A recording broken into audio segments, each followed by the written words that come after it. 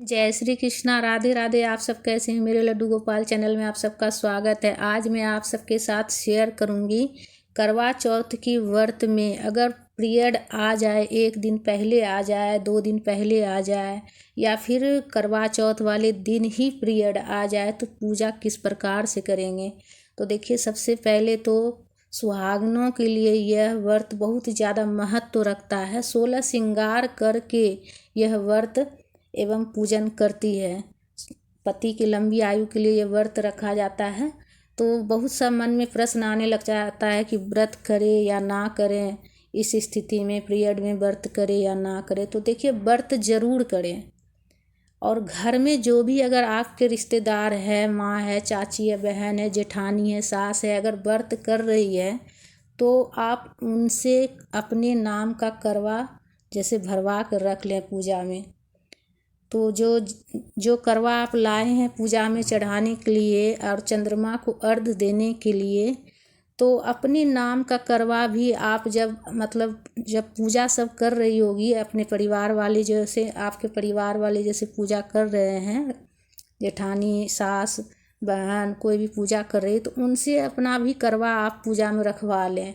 और अगर जो भी पूजा में चढ़ाने के लिए अगर सुहाग की सामग्री वगैरह भी आप लाए हैं तो वो भी आप उनसे बोल दें कि उठाकर भगवान को, करवा माता को चढ़ा दें। तो पूजा की सामग्री को आपको हाथ नहीं लगाना है बिल्कुल भी, और ना ही आपको पूजा के चौकी के पास बैठना है। तो आप अपनी जेठानी को या फिर सास को, जो भी हो रिश्तेदार अगर कर रही तो उनसे बोलकर आप पूजा में अपने नाम का करवा रखवा लें। और जो भी सामग्री चढ़ाने के लिए लाए हैं पूजा में चढ़ाने के लिए, वो आप उनसे आप बोलकर आप पूजा में चढ़वा लें।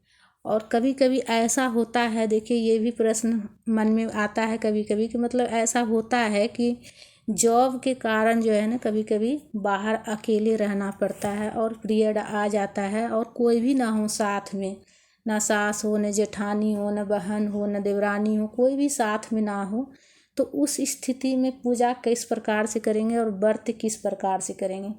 तो देखिए, व्रत तो छोड़ना नहीं है बिल्कुल भी, व्रत तो करना है, व्रत तो बिल्कुल करना है। तो उस स्थिति में व्रत किस प्रकार से करेंगे, ये भी प्रश्न मन में आ जाता है। और व्रत छोड़ा नहीं जाता है, ये तो एकदम व्रत बिल्कुल भी नहीं छोड़ा जाता है।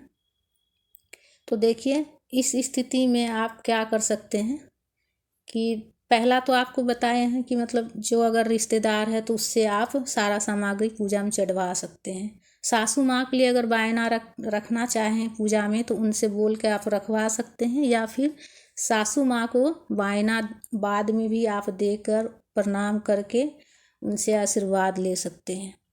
और अगर बाहर में अकेले रह रहे हैं, कोई नहीं है, सासू माँ भी नहीं है साथ में, तो उस स्थिति में क्या करना है। तो देखिए, उस स्थिति में आपके हस्बैंड साथ में रहते हैं तो हस्बैंड से बोलकर आप पूजा की चौकी लगवा लें।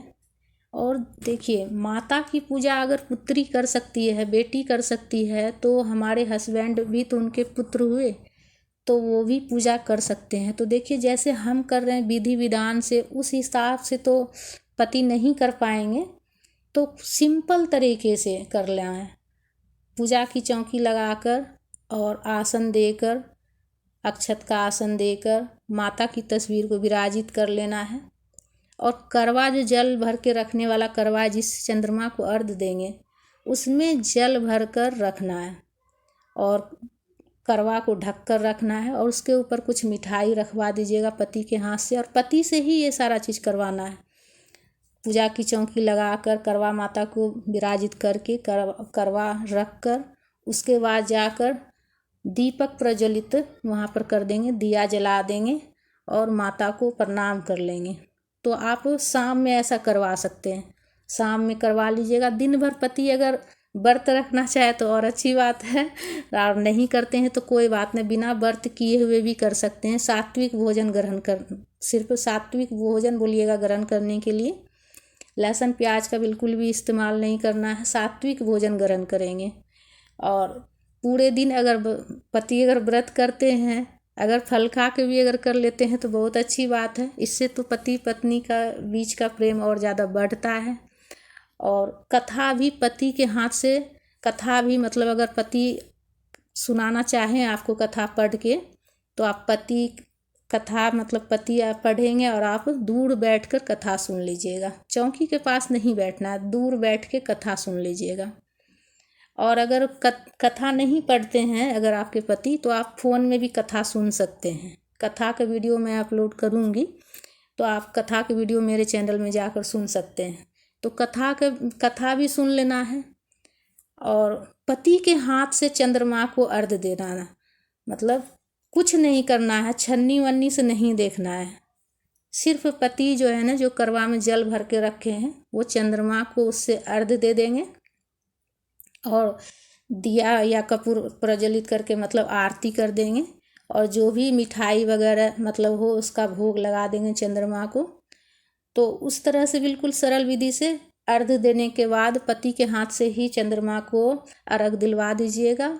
और पति के हाथ से बाद में जब अर्घ्य पड़ जाएगा तो फिर पति के हाथ से पानी लेकर आप पी लीजिएगा पूजा करने के बाद। तो इस तरह से आपका व्रत पूर्ण माना जाता है। इसलिए कि पत्नी जो है ना अर्धांगिनी होती है पति की। अगर पत्नी कोई कारणवश अगर हम नहीं पूजा कर सकते हैं तो उस स्थिति में पति पूजा करते हैं, हमारे बदला पति पूजा कर सकते हैं। पत्नी अर्धांगिनी होती है पति की। तो इस प्रकार से बिल्कुल सरल विधि से आप पूजा कर सकते हैं। पति के हाथ से अर्घ्य दिलवाएं, चंद्रमा को अर्घ्य दिलवाएं और उसके बाद जाकर आप उनके हाथ से जल लेकर पानी पी लें, तो आपका व्रत पूर्ण माना जाएगा। और सासू माँ अगर पास में नहीं है तो फ़ोन पर बात करके सासू माँ से आशीर्वाद ले लें। और जब भी उनसे मिले तो उनको जो भी वायना उनके नाम का रखे हैं उन्हें आप दे दीजिएगा और उनको प्रणाम कर लीजिएगा। फ़ोन पर बात करके आशीर्वाद ले लीजिएगा। तो फ्रेंड्स, हमारा ये वीडियो आप सबको कैसा लगा? अगर अच्छा लगा तो लाइक ज़रूर कीजिएगा और हमारे चैनल पर अगर नए हैं तो सब्सक्राइब करके घंटी वाले चिन्ह को दबा दीजिए।